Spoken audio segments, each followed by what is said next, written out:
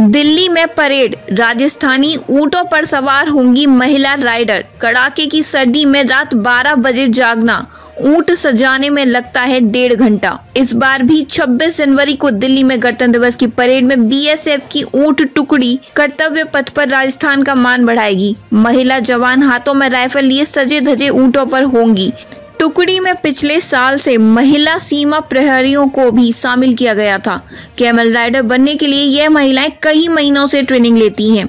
इसके बाद दिसंबर के अंतिम सप्ताह दिल्ली पहुंचती हैं। वहां 1 माह की प्रैक्टिस के बाद 26 जनवरी को कर्तव्य पथ पर परेड में हिस्सा लेती हैं। परेड के लिए 100 ऊंटों की टुकड़ी। इस बार भी जोधपुर से दिसंबर के अंतिम सप्ताह में सहायक प्रशिक्षण केंद्र सीमा सुरक्षा बल जोधपुर से 60 व क्षेत्रीय मुख्यालय बीकानेर से 40 ऊंट दिल्ली पहुंचे। दिल्ली पहुंचकर कैमल कंटीजेंट अस्थायी कैंप में रहते हैं। दिसंबर जनवरी में कड़ाके की सर्दी के बावजूद यह कंटीजेंट रात 2 बजे उठते हैं। अपने ऊंटों को तैयार कर सुबह 4 बजे विजय चौक पर पहुंचकर प्रैक्टिस करते हैं।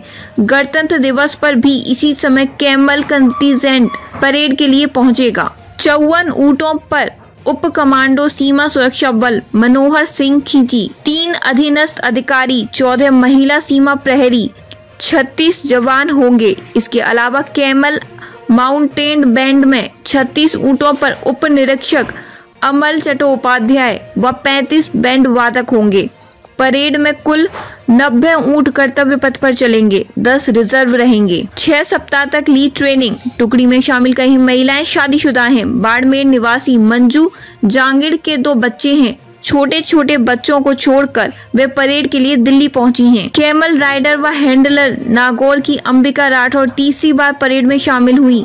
अंबिका का कहना है कि उनके पिता बीएसएफ में थे। उनके देहांत के बाद उन्होंने बीएसएफ ज्वाइन किया। मां का देहांत पहले ही हो चुका था। घर पर सबसे छोटी बहन और दादा दादी हैं। उन सभी का सहारा अंबिका है।